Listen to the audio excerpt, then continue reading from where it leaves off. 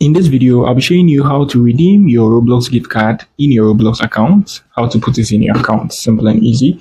So hop on your account like this. If you are using a mobile phone, hop on a browser. If you are using a PC, your interface like this, and then you tap on this here.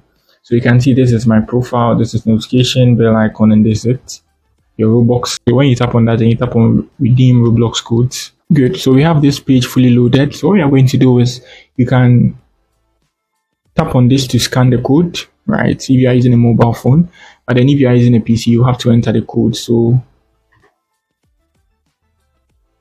good. And once you are done, you can see redeem here. When you tap on it, it should load. It's going to tell me invalid. Good. And that's it on how you redeem your Roblox gift card on your Roblox account or put it on your account. If you are new here, give me a like. I have a lot of tutorials on Roblox for PC and also for mobile. You can check them out on the channel. That's it. Peace.